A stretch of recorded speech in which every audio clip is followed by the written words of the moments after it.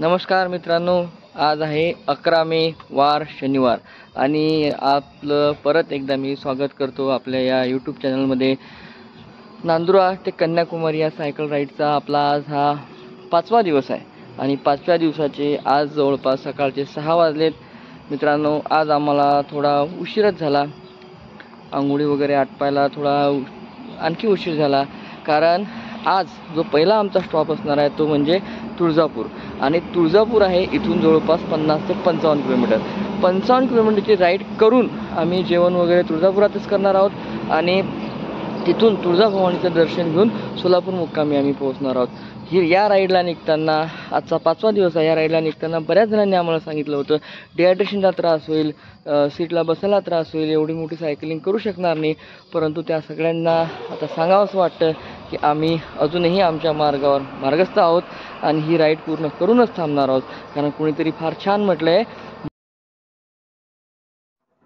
मंजिलें उन्हीं को मिलती है जिनके सपनों में जान होती है। मंजिलें उन्हीं को मिलती है जिनके सपनों में जान होती है। सिर्फ पंखों से कुछ नहीं होता, हौसलों से उड़ान होती है, हौसलों से उड़ान होती है। असाच प्रचंड हौसला मनात ठेवून या प्रसन्न शांत सकाळी येरमाळा शहरातून आपण राईड करत करत बाहेर निघतोय।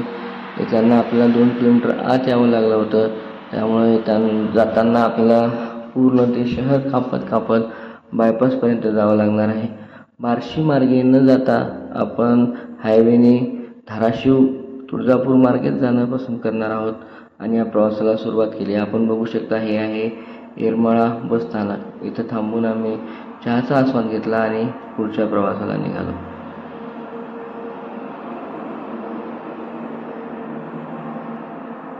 सर्वजण सोबतच होते आणि चहाचा आस्वाद घेऊन पुढच्या प्रवासाला सुरुवात केली।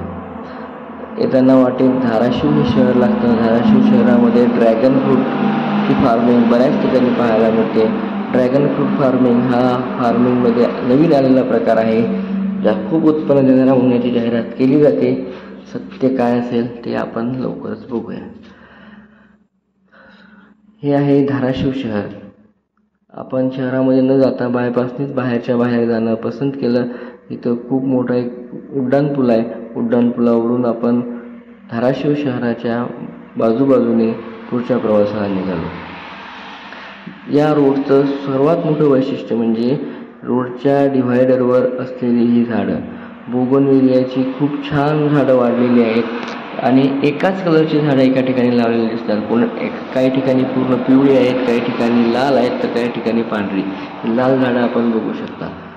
धाराशिव शहर किंवा धाराशिव जिल्हा हा पवनचक्कीचा जिल्हा म्हणून ओळखला जातो। या जिल्ह्यामधून प्रवास करताना आपल्याला असंख्य पवनचक्क्या म्हणजेच वाईन मिल पाहायला मिळतात आणि या वाईन मिलमुळं ग्रीन एनर्जी उत्पादनात सुद्धा हा जिल्हा अग्रेसर राहणार आहे, यात शंकाच नाही। इथं आणखी एक गोष्ट पाहायला मिळते शेतीची, ती म्हणजे बांधावर लावलेली झाडं।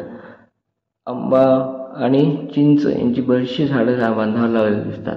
त्यानंतर आपण 10:30 वाजता पोहोचलो ठरल्याप्रमाणे तुळजापूर शहरात आणि तुळजापुरात तुळजाभवानी मातेचं दर्शन घेण्यासाठी आपण मंदिरामध्ये गेलो। या मंदिराच्या दर्शनाचा संपूर्ण एक वेगळा व्हिडिओ आपण दुसरीकडे बनवला आहे, तो सुद्धा यूट्यूबला अपलोड केला आहे। तुळजापूरचं दर्शन जर डिटेलमध्ये आपल्याला बघायचं असेल तर आपण तो व्हिडिओ नक्की बघा।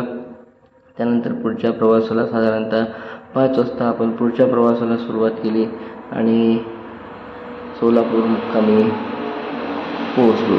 तर असा होता आपला आजचा 5वा दिवस।